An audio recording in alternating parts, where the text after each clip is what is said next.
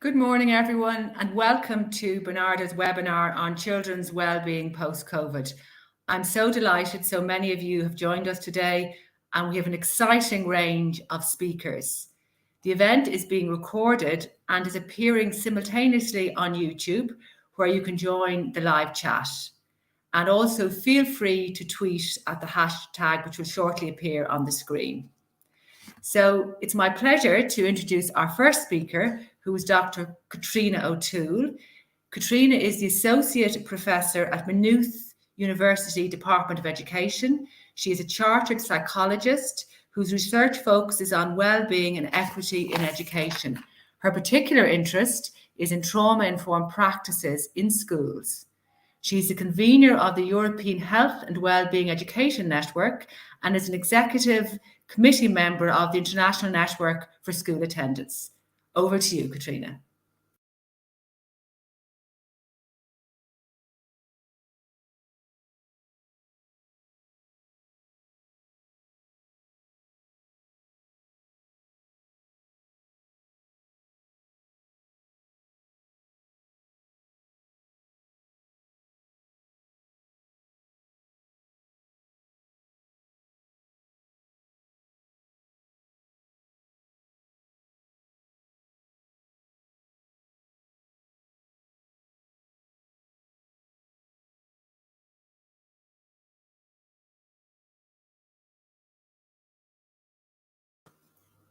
Sorry, Catríona, unfortunately you're on mute and we haven't been able to hear what you've been saying. So hopefully now you'll be able to click the button. Perfect. Thanks very much. I was muted. So hopefully you can hear me now. I was just saying that it's really special actually, and it's a pleasure to be here because during the week I was reflecting, and I was thinking that when I was a school leaver, I actually really wanted to work with Barnardos. I had a real interest in the work that Barnardos was doing, and when I was doing my early childhood program, I had a placement in Barnardos, which I absolutely loved. But my career journey, of course, brought me different direction. But it's really special actually to be here with you today. So thanks very much for the invitation. So in this very brief talk, I will, I suppose, just a little bit take stock of the impacts that COVID has had on children's well-being, also on professionals' well-being, it bears mentioning, and then I'll draw on some of the research that I've been involved in, just by way of offering some guiding principles in terms of nurturing children's well-being in times of uncertainty. And I think very much we're living through some tremulous times, and it's challenging for children. It's challenging for professionals who are on the ground working with them. So so in rough waters, I suppose, how we can be children's guiding light, as it were. So I'm just going to see. Oh, super! I can move on. So just in terms of the impacts of COVID, I suppose we just really need to understand and honor what some of the children and families have been through in light of COVID. COVID hasn't, universally impacted everybody in the same way. It hasn't been a traumatic experience for everybody, but certainly it has created conditions for stress and for trauma. And people listening today who are working on the ground with children will understand this hugely and be very, very aware of it.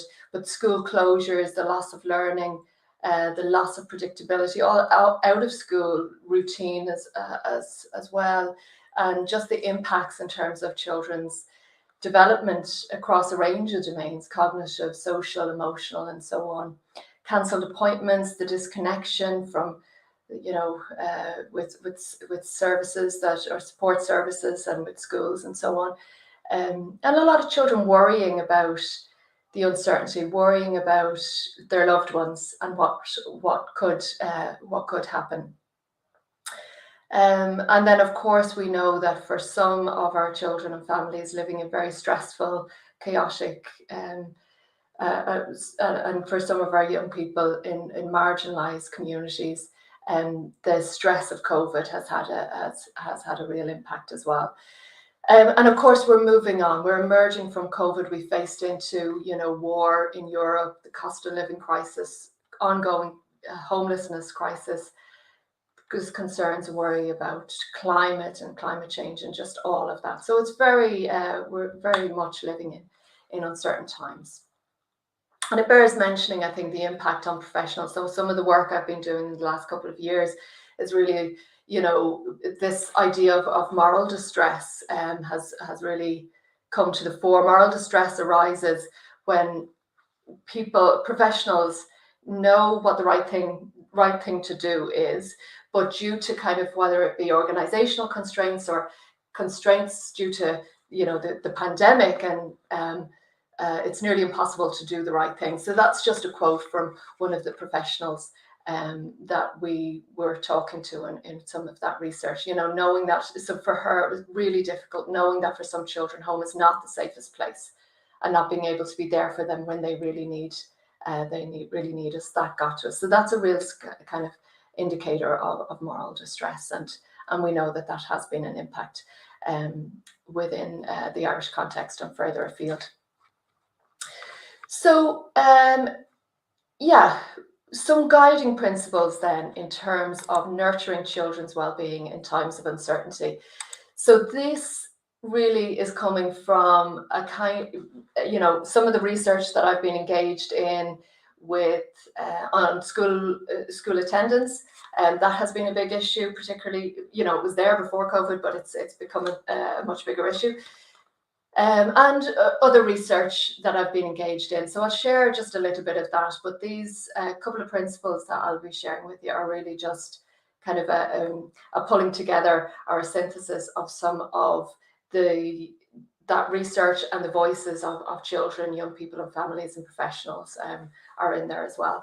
So first and foremost is really, the fundamental piece is investing in warm relationships, warm, heartfelt, attuned, supportive relationships. And these are I think we really know this, the agents and the anchors of change, but prioritizing relationships across every level. So between staff and children, but also between, staff and families, creating the conditions in which, relationships, looking at the peer ecology, creating conditions in which relationships can be really,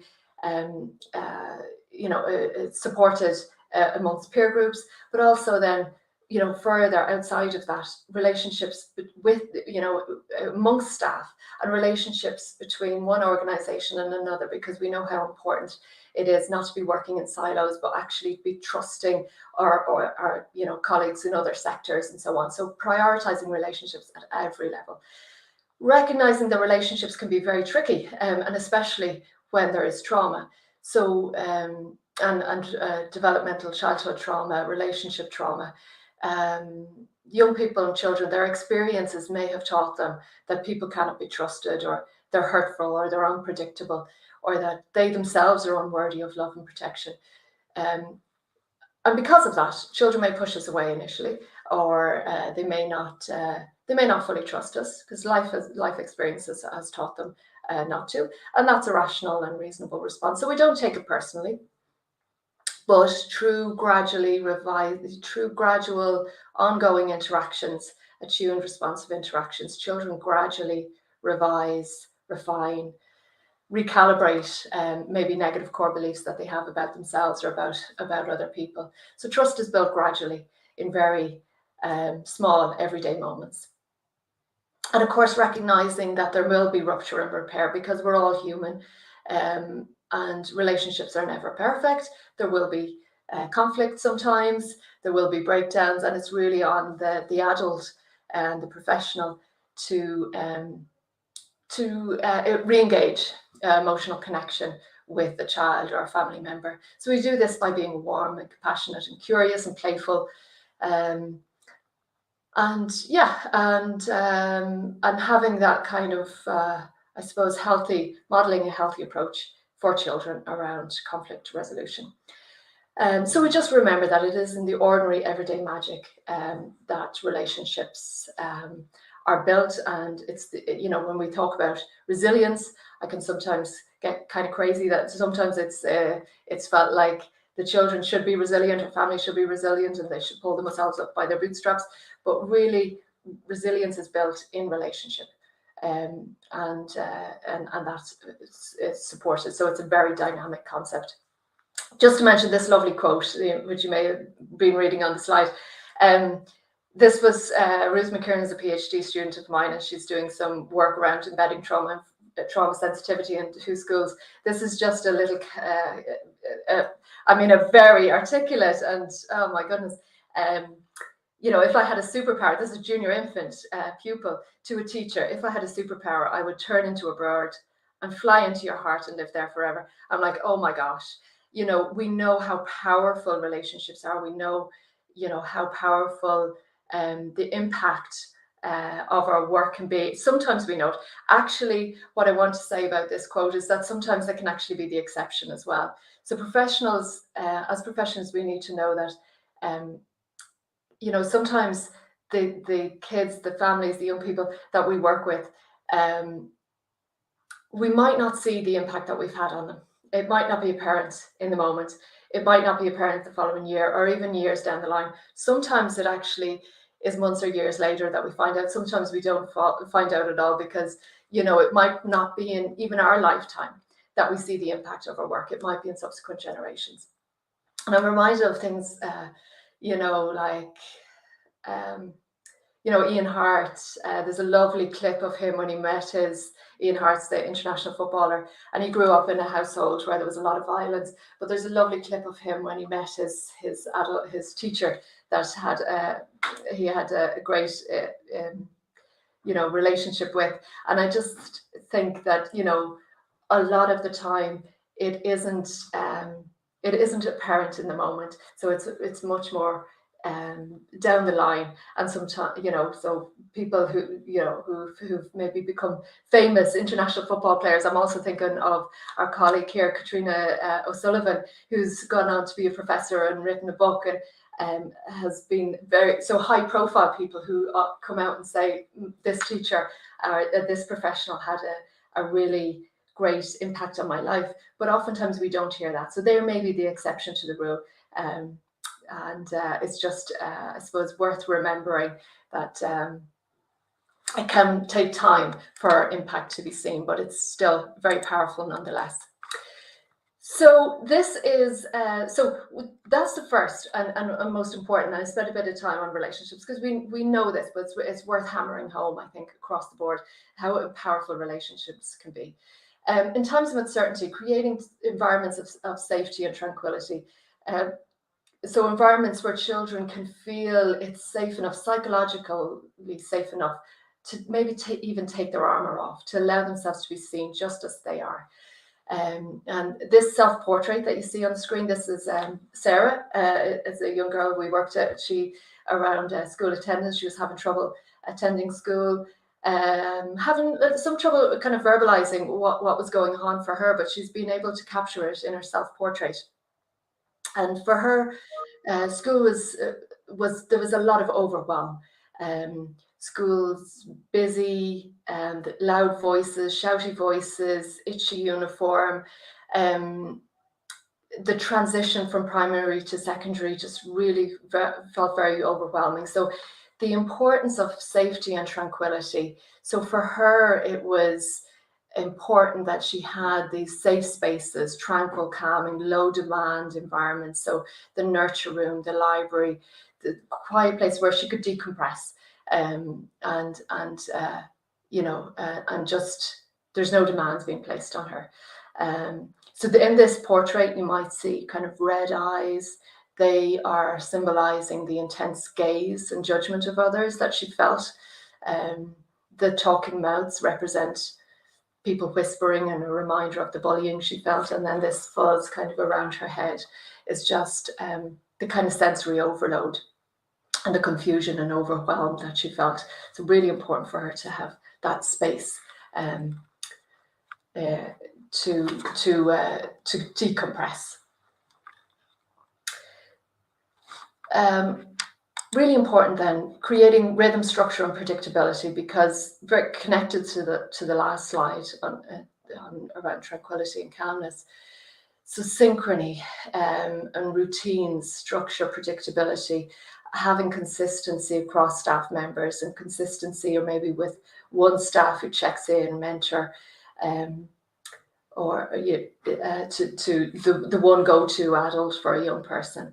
In times of uncertainty, avoiding unnecessary, adding to uncertainty, avoiding unnecessary surprises or elements of surprise for children. So it removes that risk of children feeling very exposed, very vulnerable. In relation to, so just another guiding principle, to create opportunities for children to exercise and experience agency in their lives, because really this is fundamental for our well-being. There can be no well-being without a sense of agency. So how do we nurture this sense of agency that children have? We can do it by offering choice, by offering little developmentally appropriate kind of responsibilities for children, giving them choice, allowing them and creating the conditions for them in which they can experience mastery. In which, as maybe Montessori did, the prepared environment, or as we do in schools, differentiate the curriculum. Important that they can experience mastery in their lives, and with that, a sense of empowerment, a sense of agency. Another guiding principle, to co-create and collaborate. So across sectors, collaboration between professionals. We work in silos a lot, and our structures actually, don't make it easy for us to collaborate across sectors like education and social work and justice, youth justice, and all of our sectors. So co-creation involves the active participation and input from children and parents and staff. So working with our other agencies and professionals, but also working to co-create actions or interventions for children, and allowing them have their voice heard in terms of what's going to work best for them. So co-creation has that active participation, and it is collective effort and collective efficacy going with that as we work towards a common goal. Another guiding principle that I think is really important is, and doesn't get enough said, so we're moving into kind of the spaces and what we can do ourselves as professionals. Reflective practice involves thoughtfully examining the actions, the tasks, the activities that we take on as part of our own professional roles. It involves self-awareness and critical thinking, so understanding. I think this is oftentimes the most difficult part of trauma-informed practice, actually, is understanding our own triggers, our own vulnerabilities, because just as kids will have defense mechanisms, actually so do we as professionals. So understanding that, also really interrogating our belief systems, our values, our biases, and how these may impact on ourselves and others, on the families that we work with, on the children that we work with. So knowing how maybe somebody's social, economic background, their ethnic background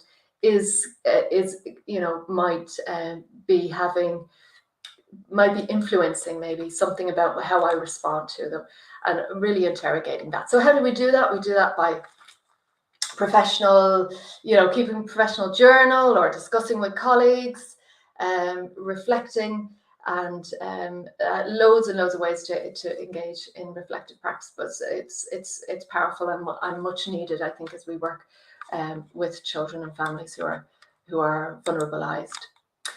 And lastly, then, this is really important, and I don't want to sound kind of condescending, but we need to mind ourselves, right? We all and this is maybe obvious, but we do know that compassion fatigue is common in professionals who work with children and families who are having going through challenging times. And we're often the containers, right, for their difficult feelings and their difficult emotions. And that, so it's, apologies. There's a fire alarm going off here, which you can hear. So I'm going to hand you back. I'm finished in any case. And you can take me down. Thank you very much. Thank you very much, Catríona. I was really struck by a lot of what you said, but one thing that really stayed with me is that children may have negative core beliefs, and how those of us who are involved in their lives in a professional capacity and indeed supporting their parents and their carers need to recognise that it does take time for children to build a sense of trust with relationships, particularly when they've suffered interpersonal trauma. And you gave a lot of really good input there of the things that we need to be considering in relation to trauma-informed principles of practice, and indeed the importance of self-care. So thank you very much. Now it's my pleasure to introduce Siobhan Green, who is the Director of Services within Barnardos. Siobhan joined Barnardos in 2002, and she has had a range of roles in Barnardos, from practice management to quality assurance to learning and development. She's leading Barnardos as it becomes a trauma specialist organisation, and she's a much valued and respected colleague. And Siobhan is going to talk about Barnardos' wellbeing approach. Thanks, Siobhan. Morning, Suzanne. Good morning, everybody. Thanks a million. I'm just going to share my slides with Tess. Go to do that. Perfect. Good morning, everybody. I'm absolutely delighted to be here this morning to talk about our Barnardos Wellbeing Programme. It's a fantastic opportunity to be able to showcase this innovative programme, and Gráinne will go on after me to talk about the evaluation that we've done recently that has shown the impact of this programme. So what I'd like to do is just give you a sense of what the programme is and what it looks like in action. Our wellbeing program is a holistic heart, body, mind approach. That's what we take to wellbeing, and hopefully you get a sense of that as I go through my short presentation. So I thought I'd start by telling a little bit in relation to the origins of the service. Where did it come from? Where did the idea for this service come from? I suppose really building well on what Catríona's talked about there, what we were seeing as a result of COVID-19 was working with our partners in schools. They were talking a lot about where children were experiencing a lot of anxiety, stress, and their behaviours was affecting the classroom. They were struggling to regulate their emotions, and so they were struggling to behave as they needed to in the classroom. There was isolation in the peer relationships because of kind of contact that had been disrupted due to COVID, and also those challenges that might have existed in the peer relationship afterwards. So we were very much seeing this as an increasing needs that were arising in the profile of children that we were working with. At the same time as seeing this high level of need, we also had a great opportunity in that we received funding through the Late Toy Show Appeal and the Community Foundation of Ireland, and that gave us some funds to be able to innovate and think about what could we do differently to meet the needs, this needs that we're presenting as a result of COVID. It happened at a time within Barnardos when we've been on a journey towards becoming a trauma-informed organisation and taking a trauma-informed approach. So that's really thinking about the adverse childhood experiences that children experience in their childhood and how that impacts into adulthood, and thinking back to the Folletti study of the 80s, where it shows, on into kind of the mental and physical outcomes and mortality outcomes that come as a result of experiencing adverse childhood experiences in childhood. We also in Barnardos see, and we kind of the picture that's up there is the pair of ACEs, because we very much see that kind of adverse childhood experiences are happening in the context of adverse community events, such as violence in the community, etc. And so that those two things pair together to impact on the child even further.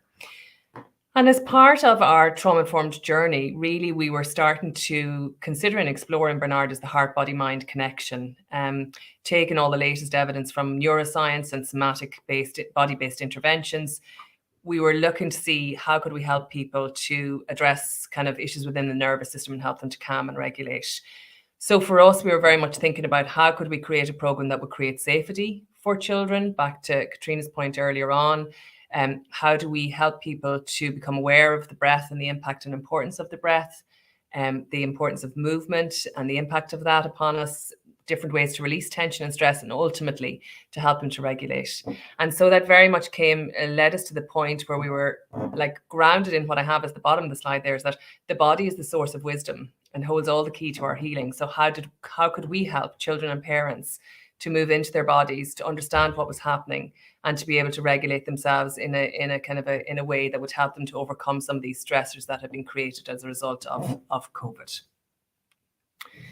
So what came from this then was our Barnardos Wellbeing Programme. The focus of the Wellbeing programme, the primary focus, is to help to bring about healing through a collective and shared experience of hope, fun and joy. And I think that was central for us, is that shared moments of pleasure and joy, and how that really would impact on children and adults. We work with children. There's two parts to the programme. The first is for children. It's for children aged 4 to 18 years. So it's primary and post-primary. And it's a 6-week programme that uses a mix of breath awareness and movement, mindfulness, and music and rhythm. And Tess is just going to show a very short clip of the programme in action with a group of children to give you a sense of what we do in the classroom in relation to some of the breath work that we're doing with them there.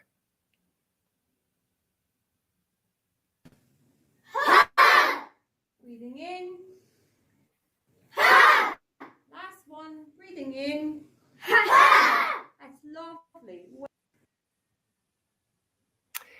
And the second part of the programme is for parents and significant adults. So sometimes that's been for teachers in relation to Catríona's point earlier about minding the professions as well. We've found that teachers have really found the programme beneficial in terms of their regulation also. But we do a lot of parent and child workshops together, and we're just going to show a brief clip of a community workshop in Athlone with a group of parents and children in the local library.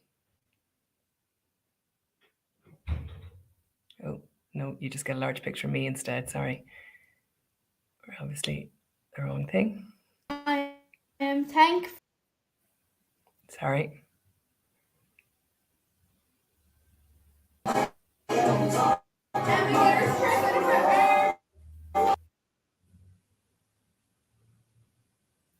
Oh, I'm sorry, I don't know what's happened there. I don't know if that's anyway, sorry, there's obviously some technical problems in trying to show you that clip. So what we were trying to show you was a clip of a group of parents and children in the library at Athlone doing some movement together. Anyway, I think you'll get a sense for throughout the webinar further.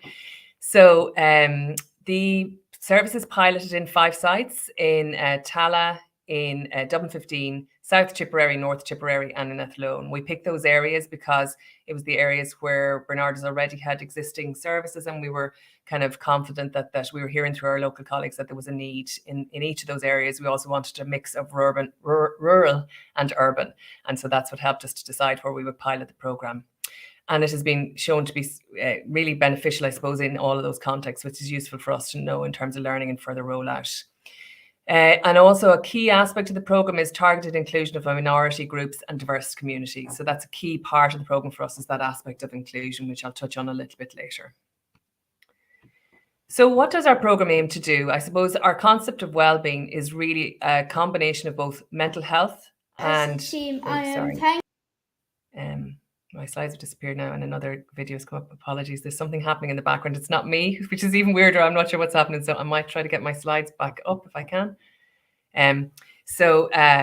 Our version of wellbeing is a combination of mental health wellbeing and social connection. We believe the two aspects of our emotional wellbeing and social connection are the two things that combine to help us to have overall general positive wellbeing. So the programme very much focuses on both of those aspects of development. So we're helping to decrease anxiety. We want to strengthen coping mechanisms. We want to increase children's understanding and adults' understanding of their emotions and what's happening in their body and their ability to be able to talk about those. We work hard to release tension and stress, to help people to be aware of their breath, to bring about movement into their body, to strengthen their connections with others, and to decrease their sense of isolation. And at all times, taking a very inclusive approach to make sure that everybody is included and involved in the programme. So now, to give you a sense of activity, what have we been doing? So I have up here the figures for 2022 and 2023. To date, we've worked with almost 5,000 children and adults in the Wellbeing programme. And in 2022, you'll see there that we worked with 2,618 in total. The majority of those were in primary school, some in secondary school, and as you can see, almost 500 adults in community workshops. And in 2023, we've worked so far with almost as many people in 2022 in total, and that's just to the date of August. So you'll see there we've worked with 2,148 children and some parents and professions as well. So it's mainly been a programme that has been run out through the schools for children, and that has been the most successful way, I think, to be able to embed it into a very much kind of universal program that's offered. The schools have talked to us about how helpful it is to have somebody from outside of their school come into their school and be able to offer this to children. It's offered a kind of a language and a framework for them that they can use in their classroom afterwards to be able to support their children, to be able to understand what's happening in their body and be able to manage themselves differently in the classroom. And you'll see that through the quote from one of the teachers later on, where he talks about how they continue to use it to support the children around transitions afterwards. So I suppose so far across the 5 sites we've worked, as I say, with almost 5,000 children. Our aim is to roll this out further nationally, and we're actively trying to seek funding to be able to do that at the moment, because obviously the funding from Late Show funding was only a kind of a seed funding for us. So our next steps are to try to find secure funding to be able to roll this really kind of impressive program out to more children and parents. So to end my presentation, I thought the best way to end it actually was with the voice of the children and some teachers who've used the program.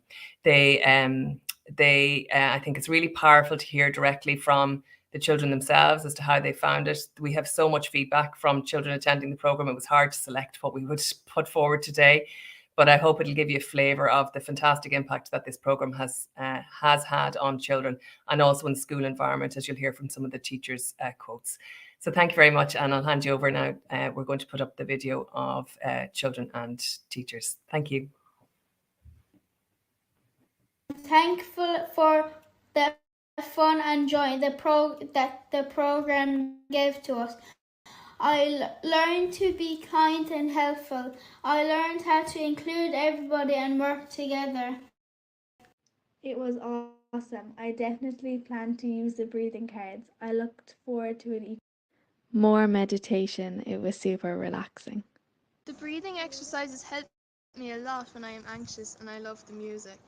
I learned to work together, thinking of others. Not everyone is the same.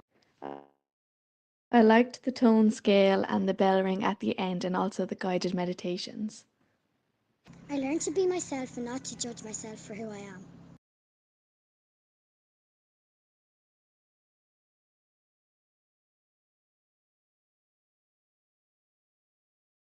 They struggle to engage, but I can see a massive difference in them after the practice. It brings a sense of calm to the room and prevents overstimulation for children who struggle to regulate this themselves.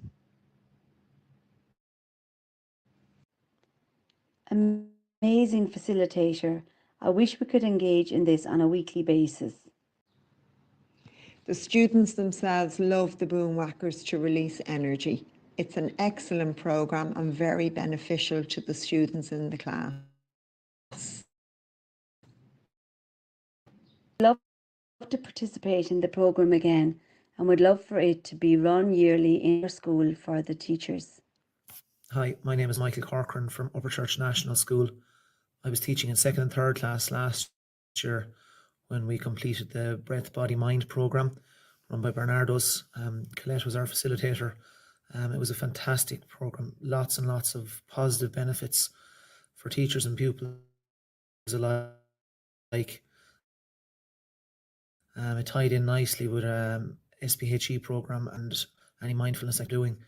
The breathing exercises in particular were excellent. We still regularly use them for lesson transitions or wet days in particular when the children don't get out.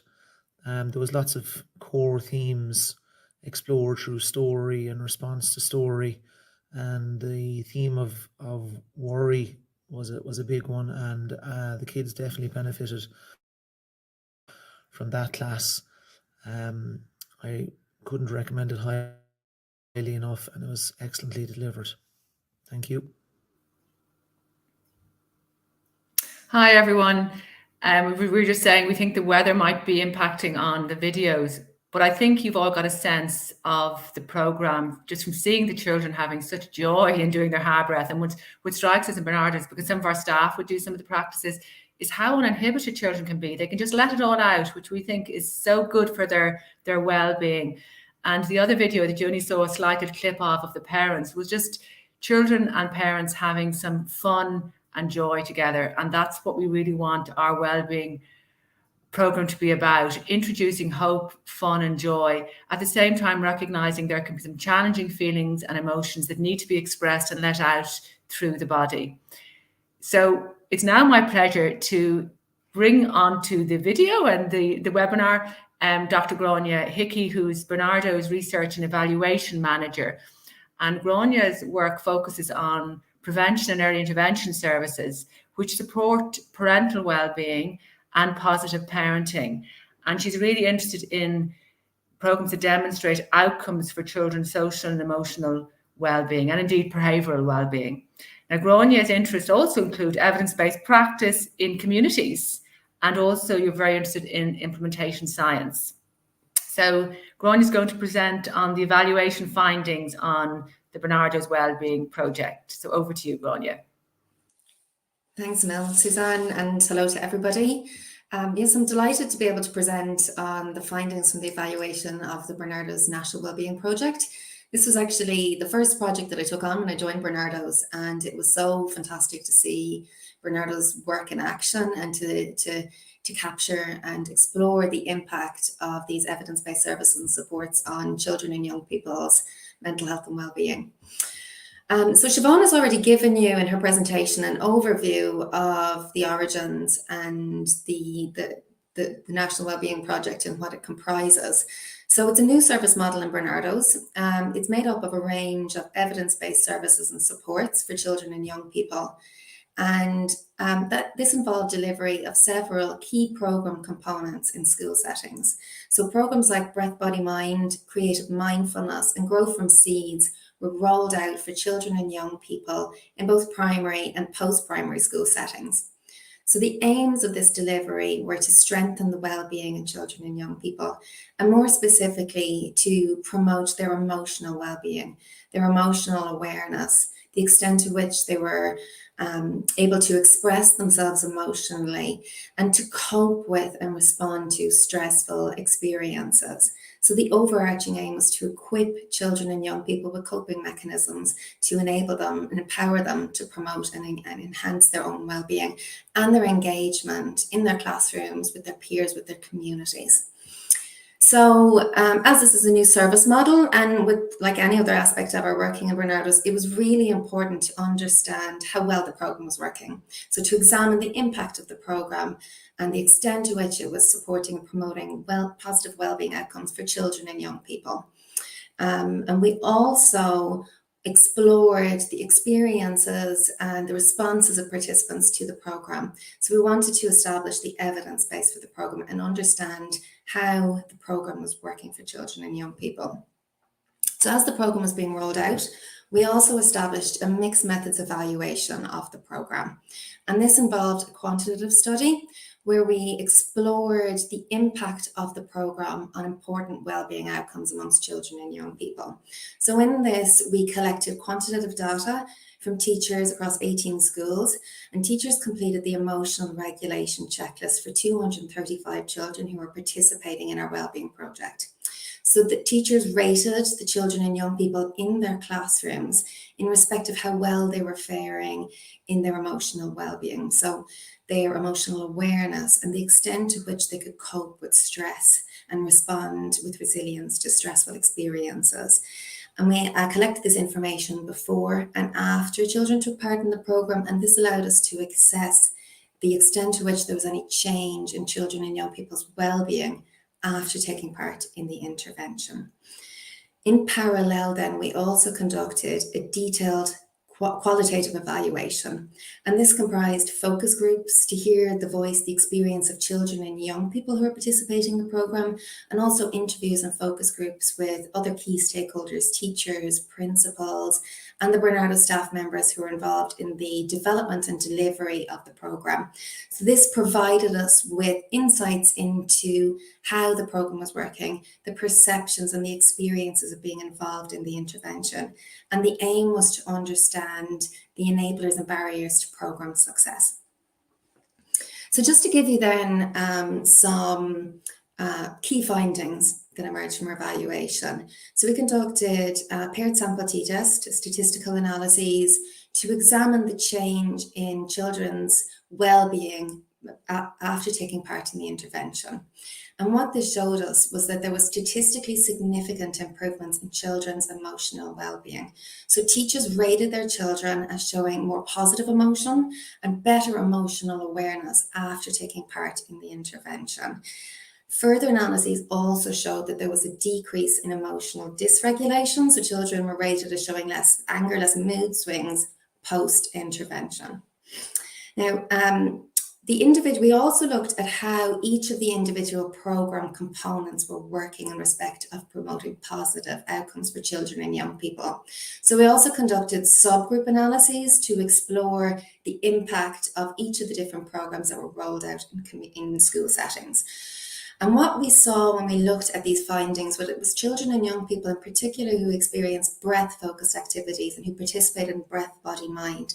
That these mind-body strategies to promote mind-body awareness were particularly effective in enhancing children and young people's well-being, helping them to increase their sense of calm, their regulation, and to decrease emotional dysregulation.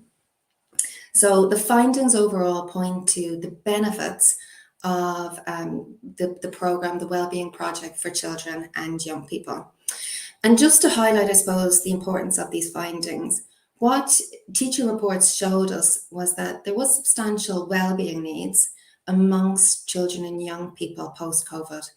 And teacher reports indicated that around almost half of children and young people in their classrooms were showing gaps in respect of their emotional understanding, their ability to understand their feelings and to express how they were feeling.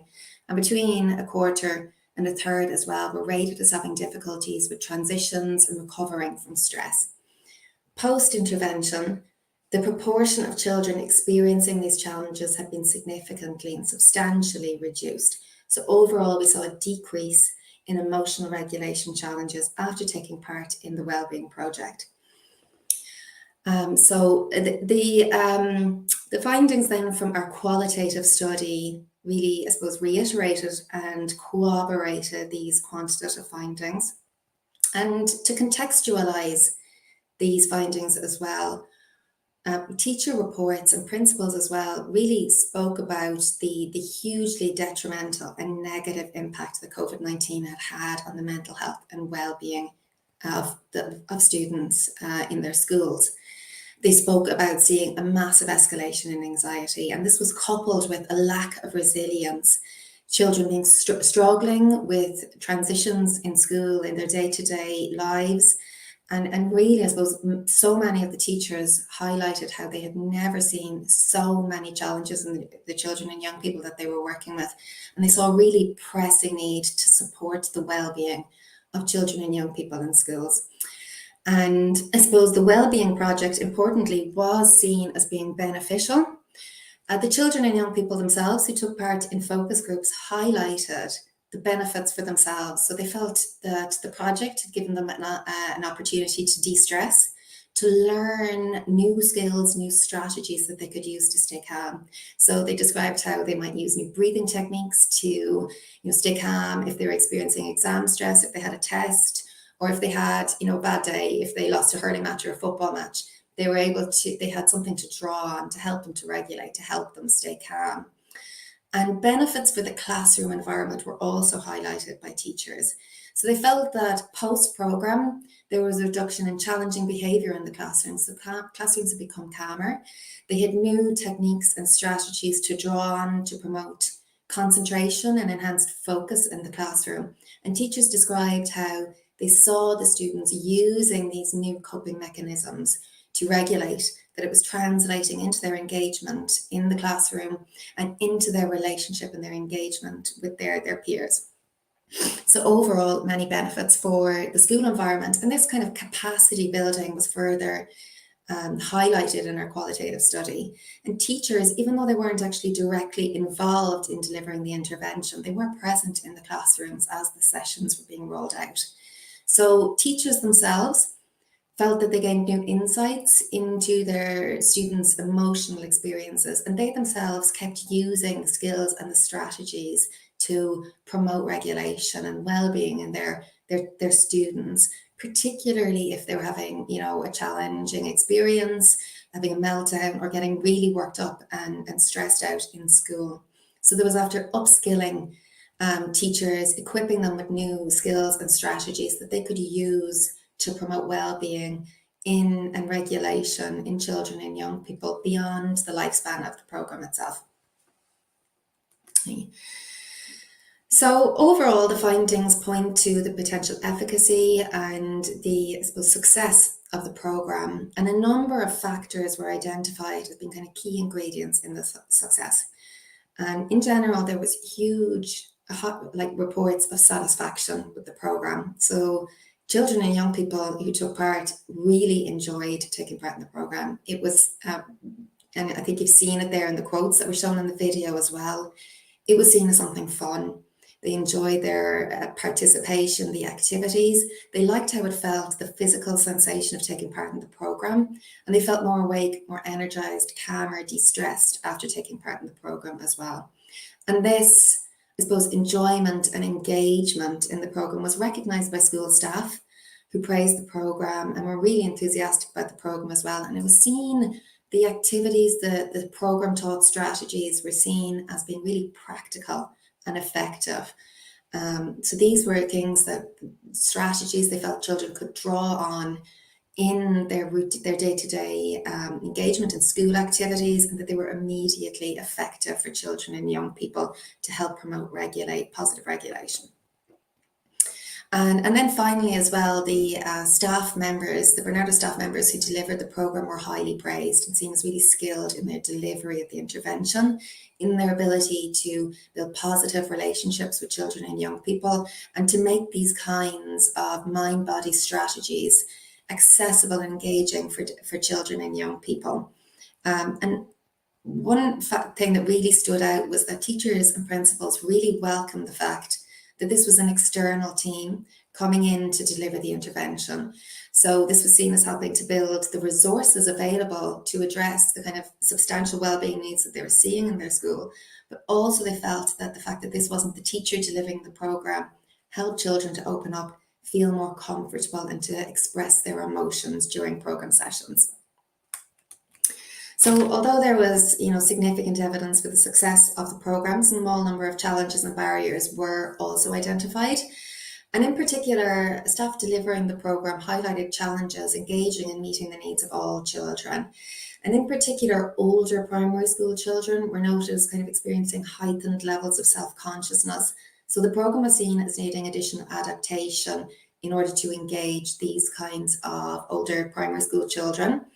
Some gaps in the use of skills and strategies outside of the programme setting were also noted. So even though children and young people were almost unanimous in their enjoyment of the programme, some children and young people said that they weren't using the breathing techniques or the coping mechanisms outside of the programme itself. So additional resources and ongoing scaffolding, longer supports may be needed to promote this ongoing and day-to-day use of these new strategies. And overall buy-in from teachers was seen as being absolutely essential. So without the support and ongoing reinforcement of the programme taught strategies, the programme was being seen as being less effective and less successful. So just to sum up then very briefly, overall, the programme was seen as being very effective and as being working very well in school settings. And importantly, it was seen as addressing a really important wellbeing need and strengthening the capacity to support children and young people's well-being in school settings. So if you'd like to find out any more, you can email research at Barnardos or myself to get a copy of the report or ask any questions. And I'd just like to take this opportunity as well to say a very warm thank you to the Barnardos Project team for their help in facilitating this research and evaluation. And thanks also to the children and young people and the school staff who took part in the evaluation. Thanks very much, Grania.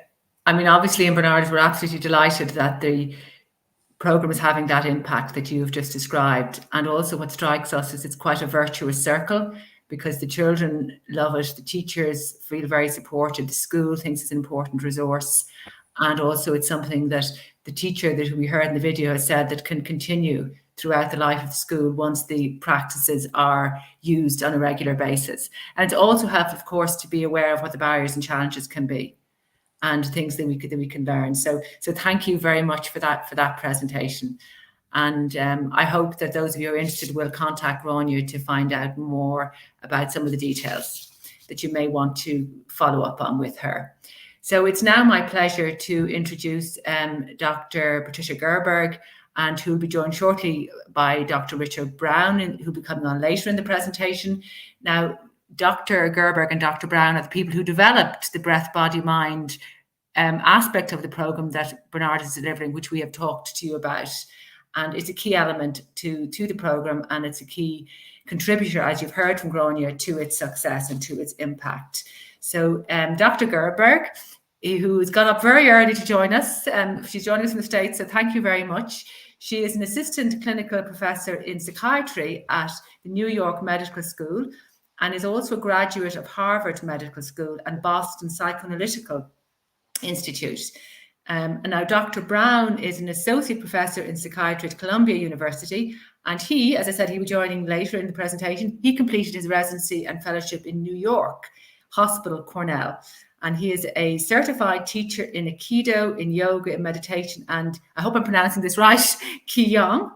And between the two of you, you have over 100 scientific publications to your credit. So well done for that. And you've also produced award-winning books. And I know your breath, body, mind approach has had impact across a range of different groups, from children to healthcare providers, to people who are in very difficult situations across the world, living in war-torn climates or countries, and also with refugees. So thank you for producing such an important program, which is having such an impact.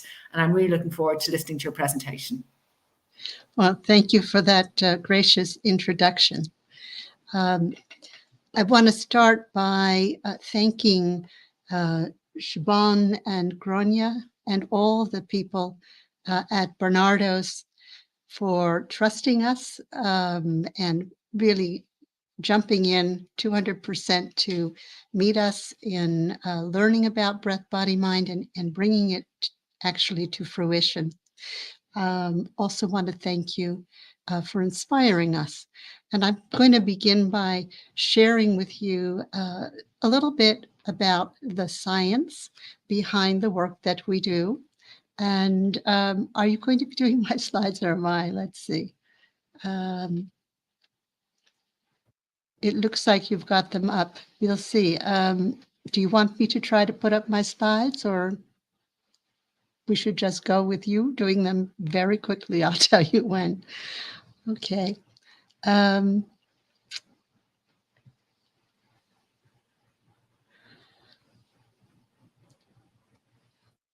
So the first principle is that breath and emotion have a bidirectional relationship.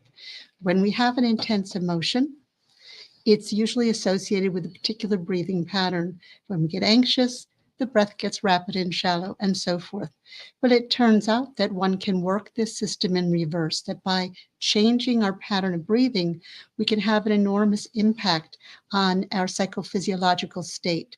And we call what we do voluntarily regulated breathing practices. Next slide.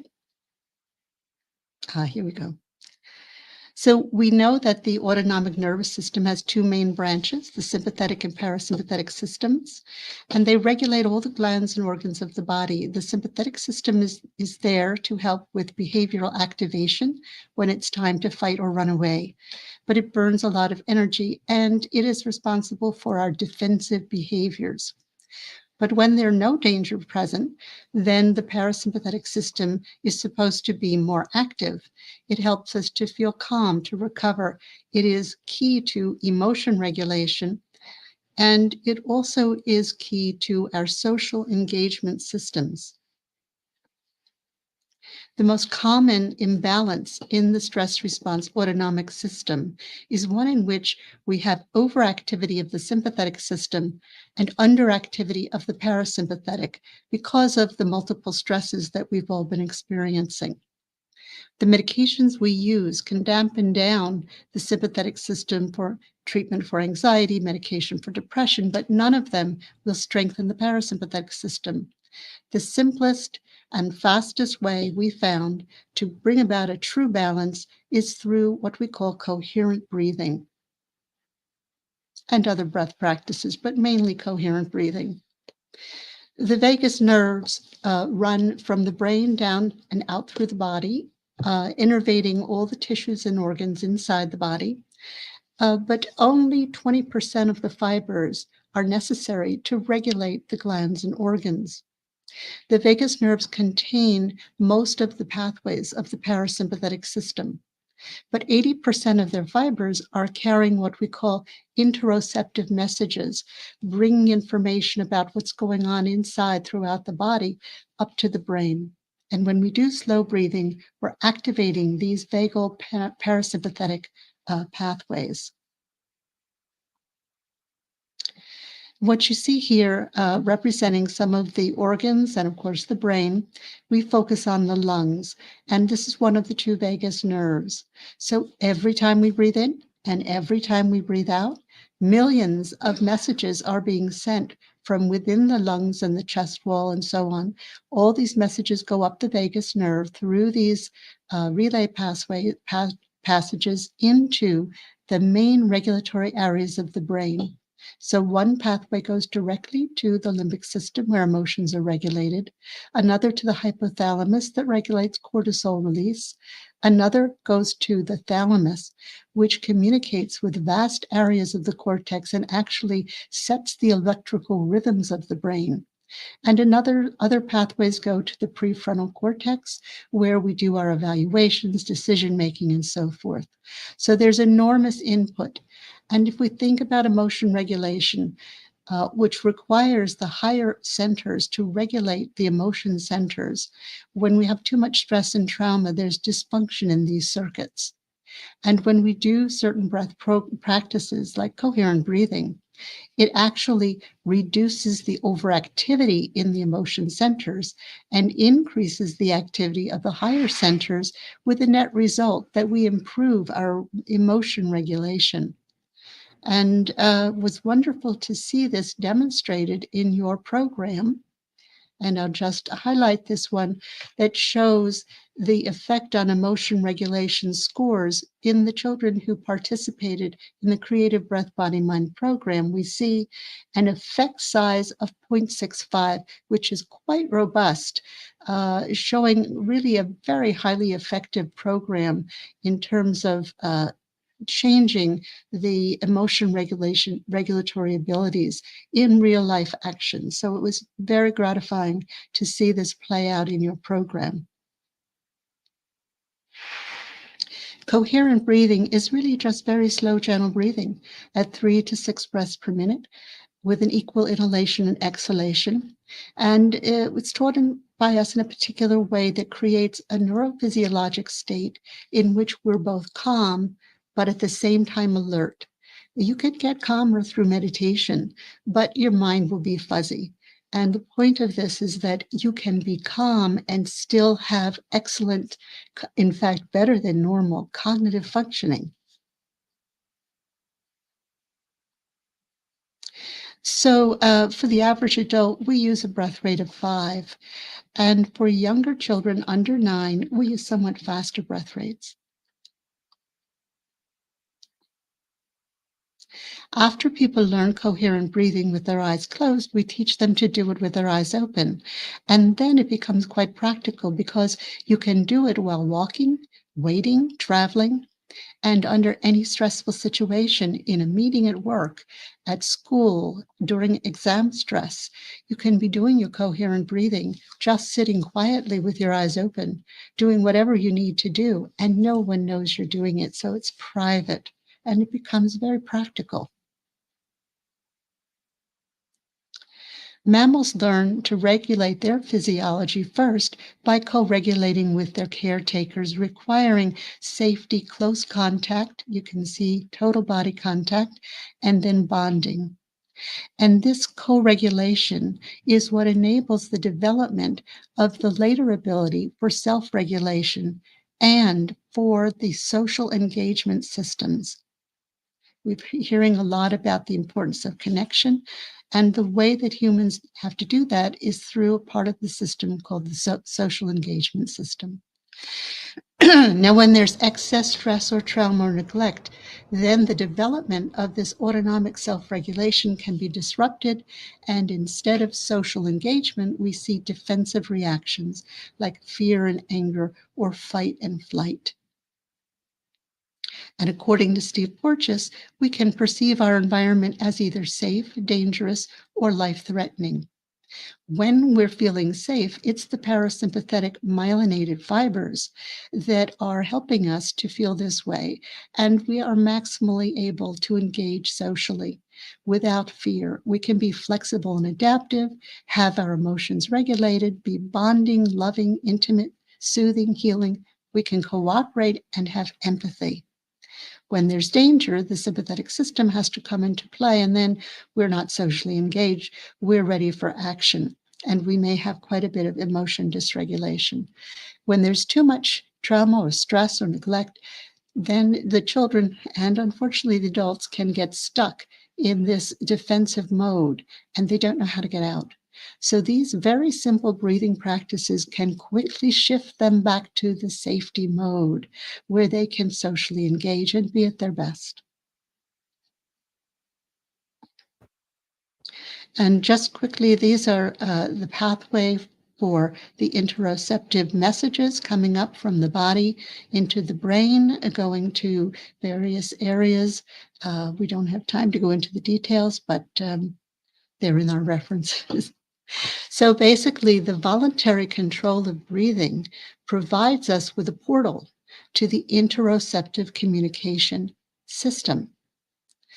Because breathing is the only autonomic function that we can easily control voluntarily. So when we change our pattern of breathing, we change the interoceptive messages being sent to the brain. And this can bring about rapid changes in the mind and emotions. So once we know what messages to send and how to send them, we have a tool for emotion regulation, because the brain listens to the lungs.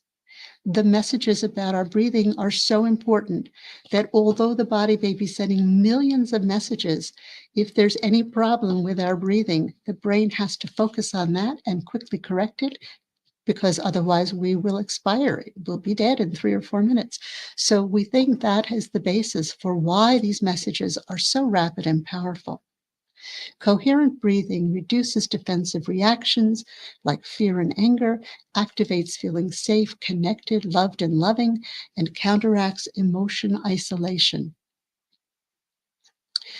I'll quickly review a recent program and study that was published that we had the privilege of doing with the staff of the Regional Integrated Support for Education of Northern Ireland, that provides all of the special and support programs for the children with special needs who are mainstreamed into the schools of Northern Ireland.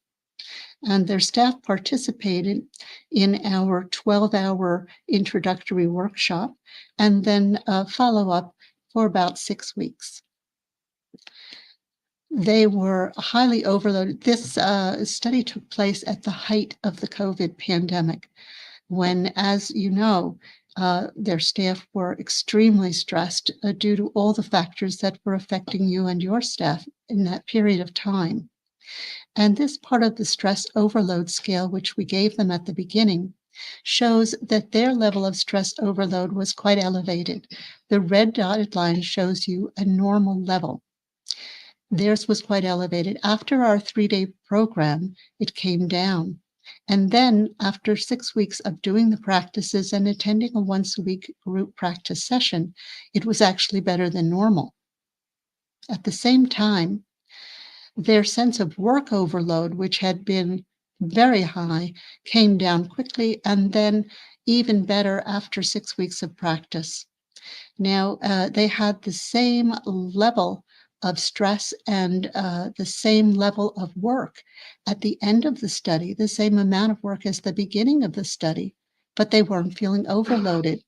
Because as I said, when you can turn down the sympathetic overdrive, you save a tremendous amount of energy and also many other positive benefits to your functioning and well-being. This shows at the beginning of the study that most of the staff were in a high stress zone, meaning that they were at increased risk for developing a stress-related disorder. And at the end of 6 weeks, they have migrated into the low stress zone with only a few still experiencing the high levels of stress. And this just shows some of the many indicators of changes in their psychophysiological state.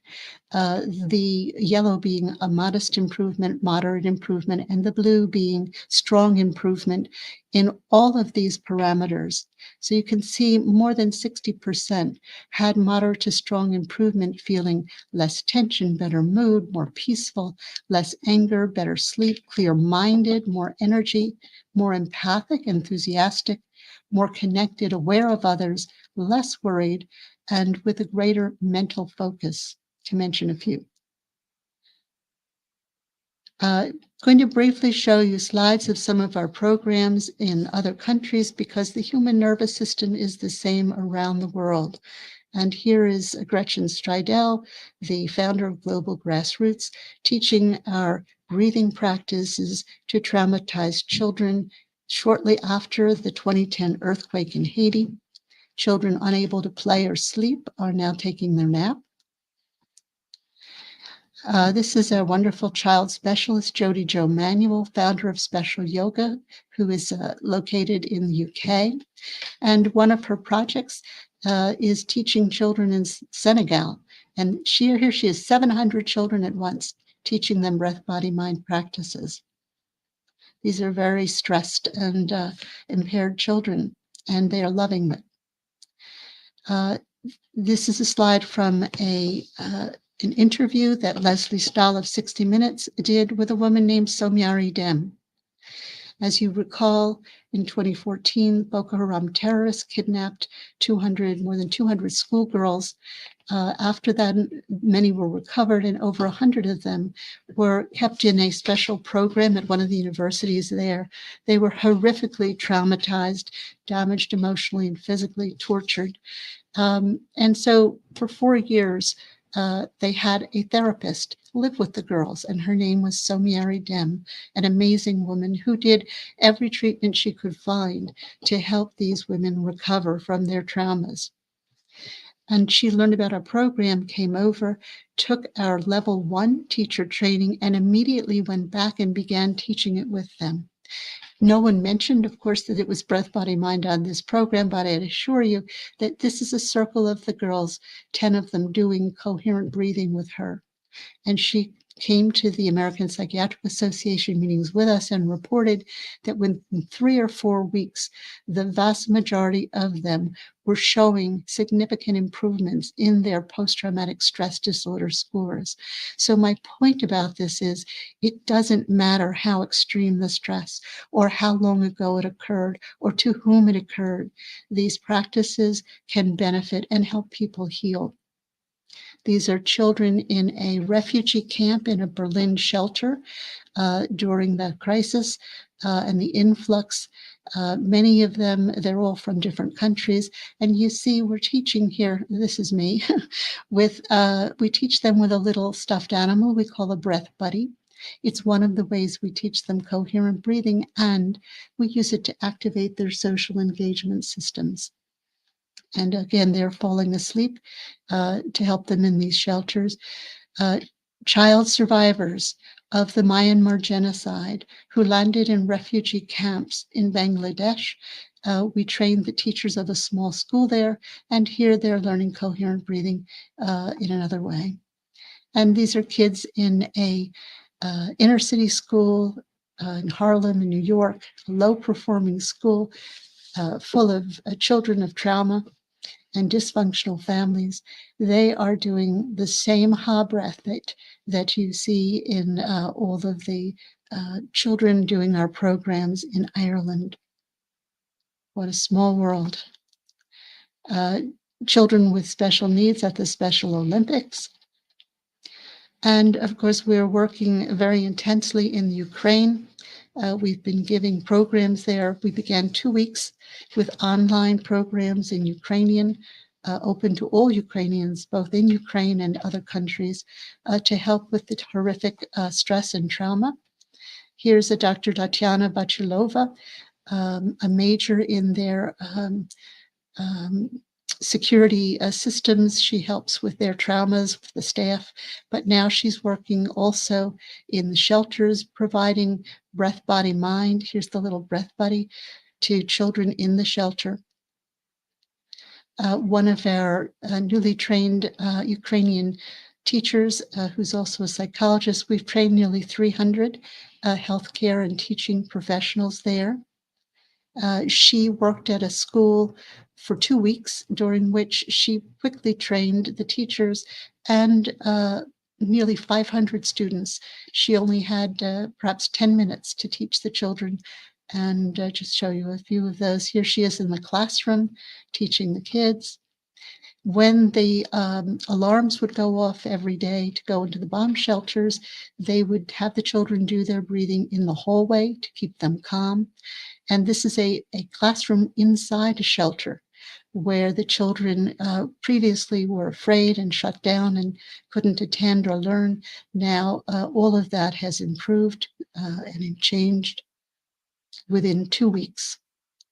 Their energy level got better, she said. They got creative activities, and it improved the children's study effectiveness, calmed them down, relieved their tension, brought back smiles to their faces. So I hope you're able to play a bit of the video of Derval Dunford, one of our teachers, Breath, Body, Mind teachers, who does breath work and creativity with art in schools. And this is a video showing some of the children responding to our program. So let's see if that video can play. Hi, thanks so much, Dr. Gerber. Unfortunately, we don't have time to do that. It's a very nice video, and we know it's children saying how much they got from the program. And there's also a very nice example of the children in the hard breath, which, as we know, we all love. And just to say to you, one of the things that I really think is so powerful about the program is that it can be used in the everyday very simply, and that is really wonderful. And it's fantastic to get the actual scientific evidence and, in fact, the theory behind it, because it's powerful theory in terms of the impact of what the program can achieve in terms of people's overall health and well-being. So thank you very much. Now, I understand, is Dr. Brown going to come on and do a bit of active practice with us, I think? Is that correct? Yes. So welcome. Thank you. Dr. Brown, nice to see you. I'm just going to get up myself and maybe to say to people that I just leave it over to you about what you're going to do. That's probably the best thing to do, rather than.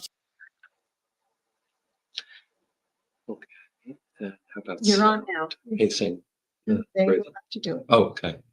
So I'm going to ask you to imagine you're 5 years old again, or 6 if you like, and you have the amazing imagination. Good. We're going to use the bells to pace our breathing, but we're going to do some ha breath and calming breath first. So you can pause the bells right now, and we'll come back to them. So, this is like a big adult Simon Says, and we're going to start with ha breath. So I think you've seen a ha breath like this, but I'm going to show you an even stronger one. So what we're going to do is when we breathe in, we slap the base of our neck here. And as we breathe out, you slap just above your knees. And we go ha as we breathe out. Ha! So let's do it together. Breath in. Ha! Breath in. Ha! In. Ha! In. Ha! In. Ha! In. Ha! In. Ha! In. Ha! In. Ha! 2 more. Ha! Relax, close your eyes. Feel the sensations in your body. Observe your thoughts. Notice the qualities of your breathing.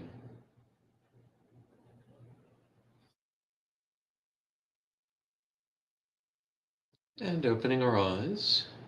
So we often, not always, start with activating practice, which also helps attention and gets a lot of energy that often is otherwise turned into aggression, gets that out. Now we're going to calm the sympathetic system down very quickly. So we're going to do it by breathing in for 4, holding for 4, breathing out for 6, and pausing 2. I'm going to pace you with my voice. And we're going to use arm movements at the same time.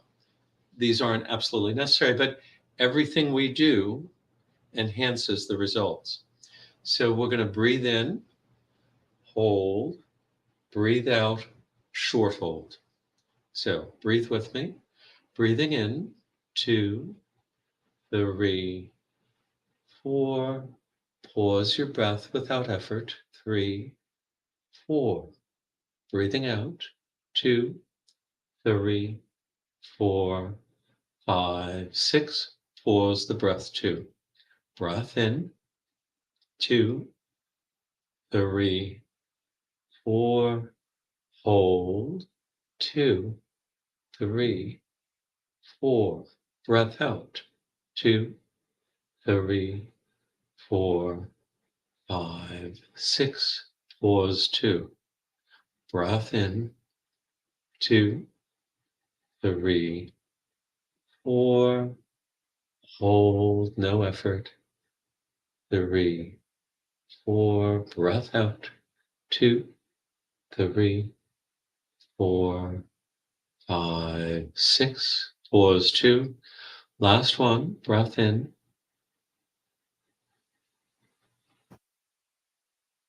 Hold. Out.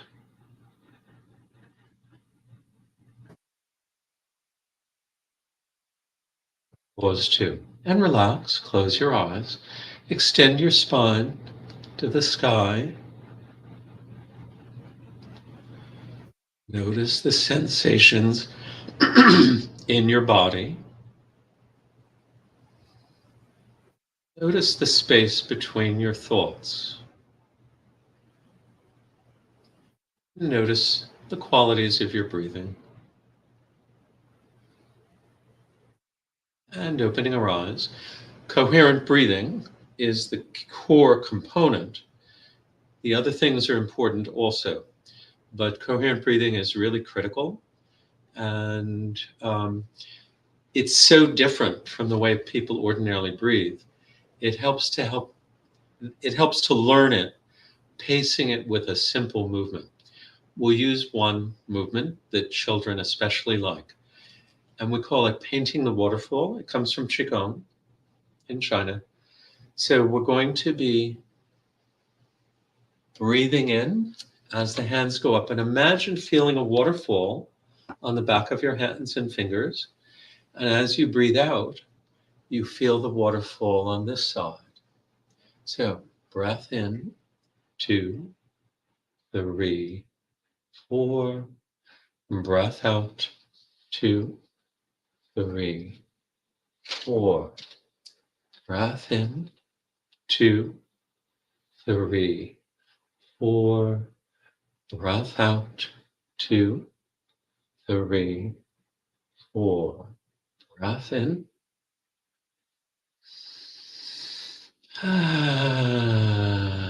Breath out.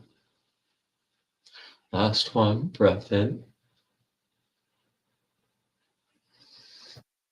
And breath out. Relax, close your eyes.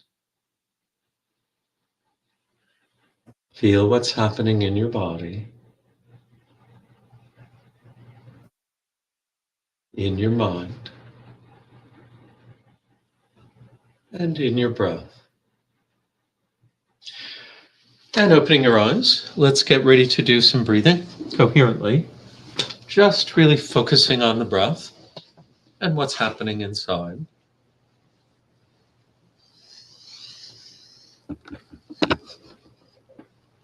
So if possible, you could be sitting straight or lying down. There are ways of making all of these things more advanced and powerful. But I just simply want you to breathe, basically. It helps to close your eyes as much as possible. If you can close them all the way, wonderful. If you're not comfortable all the way, that's fine. We're going to breathe in and out through the nose. When you breathe in, the belly gets bigger. When you breathe out, the belly gets smaller. And I'm going to take your attention to both doing the breathing at the right pace and feeling the breath moving in your nose and throat. So let's close our eyes and let's listen for the sound of the two bells. You're going to hear a high tone and a low tone. So let's breathe in on the next high tone. Here, breath in. And breathe out on the low tone. Relaxed, effortless, continuous. When you breathe in, you do not have to fill your lungs. When you breathe out, you don't have to push all the air out. It's very relaxed. Breath in, belly gets bigger. Breath out, the belly gets smaller. If your belly's going the opposite way, join me. Breath in, belly gets bigger. Breath out, the belly gets smaller. Breath in.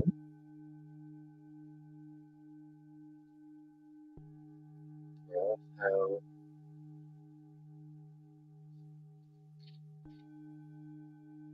Breath in. Continuous, effortless, gentle breath out. Breathing in on the high tone. Breathing out on the low tone. Breath in. Feel the breath moving in your nose and throat as you breathe out as well as breathing in. Breath in. Just rest your attention, feeling the breath moving. Breath out. Breath in. Breath out.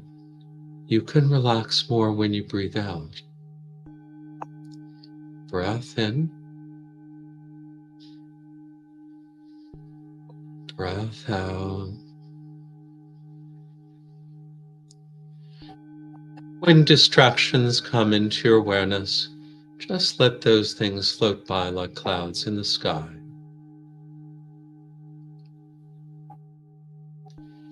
Breath in. Breath out.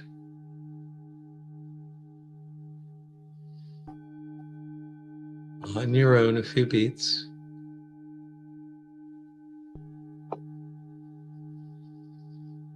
And understand whatever memory, image, sensation comes into awareness is also part of some old stress getting washed away.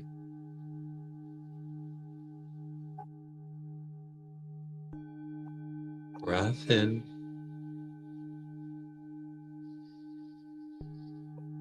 And breath out.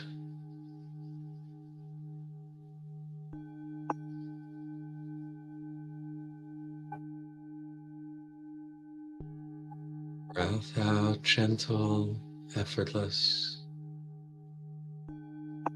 Breath in.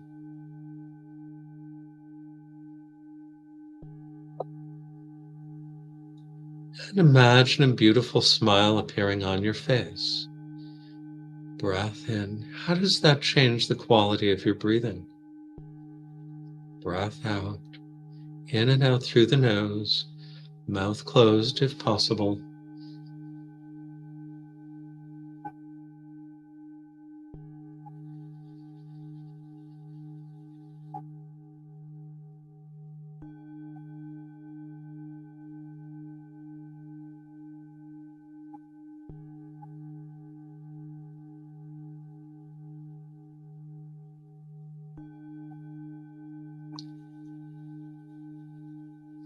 Now, for beginners, if you're following my directions, between 5 and 8 minutes, our brains go into a high amplitude, total cortical alpha wave, and heart rate variability, at the moment the best predictor of health and longevity, appears in the heart and throughout the body.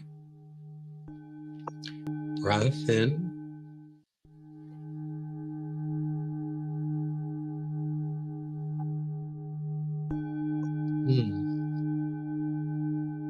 Breath in on the high tone. Breath out on the low tone. Breath in. Let your body get softer more as you breathe out.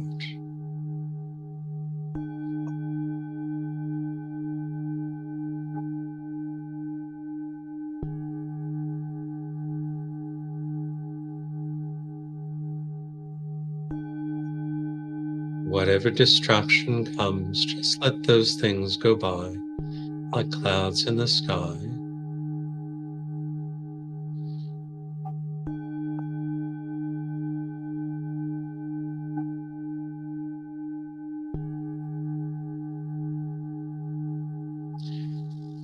And I know we're short on time, so let's gently fade the bells out.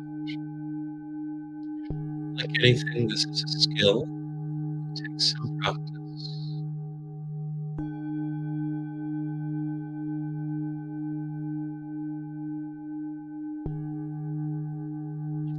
So let's fade the bells out, gently, gently reducing the volume. Thank you.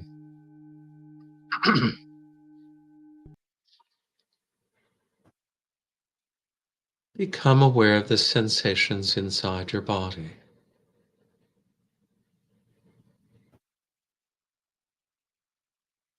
Become very aware of your feet.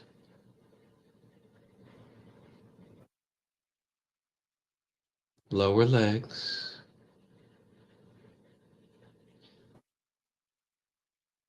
Upper legs. Belly.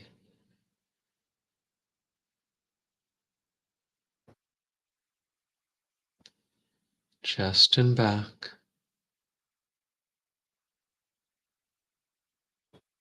Throat and neck.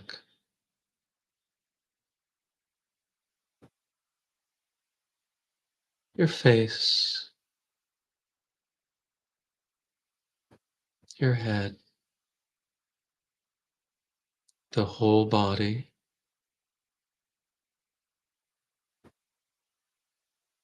Feel the breath filling every cell of your body with life-giving oxygen.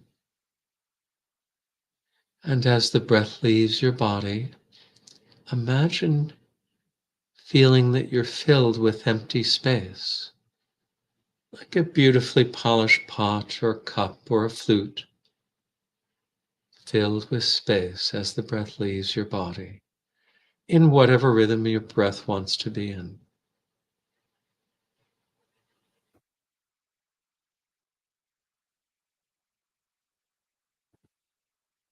And while feeling the space inside your body, feel the space of the room around you.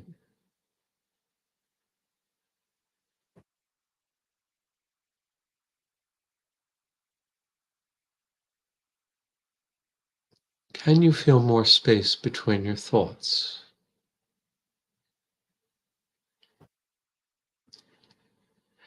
And let's take a deep breath in and let it out with a sigh. Breath in.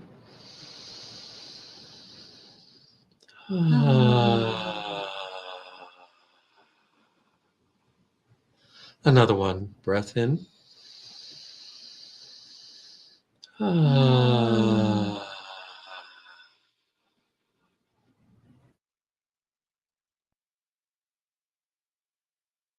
And when you're ready, you can stretch your arms like a cat awakening from a nap.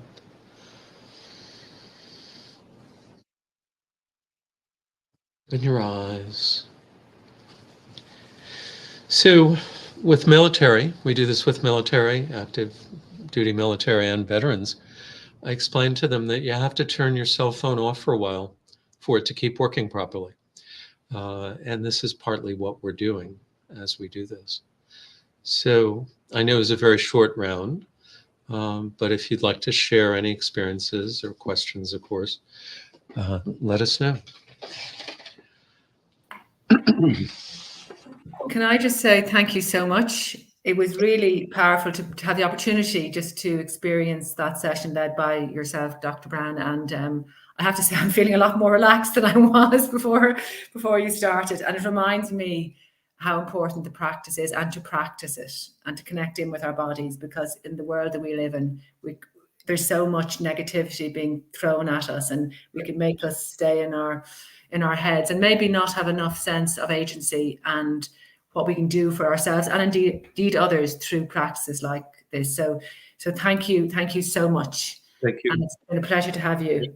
And now I'd like to thank all of you who have attended today and given us your time and attention. I hope you have found it useful and something that will benefit both your own work environment and indeed your own personal lives, in the sense of the importance of self-care. So thank you so much for your time and attention.